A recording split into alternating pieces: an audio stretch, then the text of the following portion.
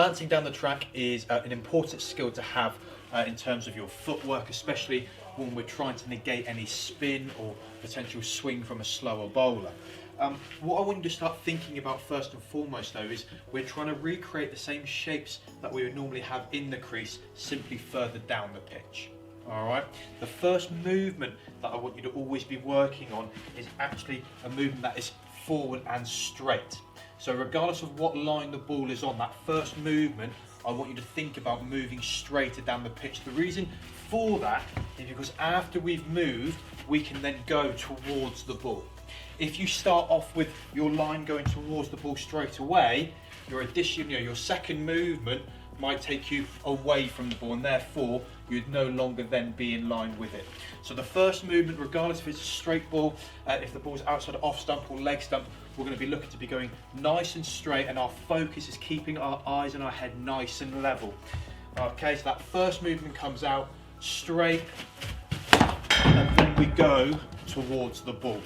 All right, now like I said before, we are simply creating the same shape as what we would here, further down the pitch. All right, so we come down the pitch, eyes nice and level, and then we move towards the ball.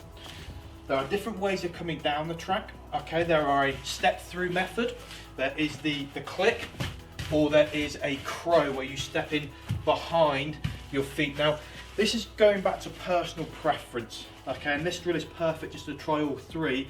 And the key, again, is making sure no matter how we're travelling and how we're advancing down the pitch, our eyes are staying nice and level, and our form and our shape stays pretty consistent throughout the movement.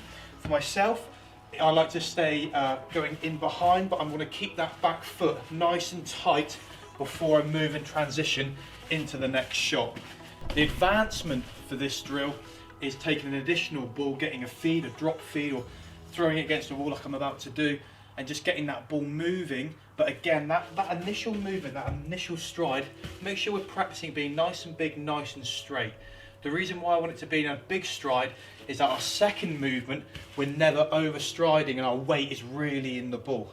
Remember, we are simply creating the same shape as what we want inside the crease, further down the track. So wherever that ball goes, big stride, bang, and I'm hitting to my areas. We can actually test ourselves with different cones and different areas of where we're trying to hit the ball. All right, but the main focus at the point of contact, our head is over the ball and our weight is going through the line of the shot. So we're always showing that key full face of the bat and hitting down straight lines.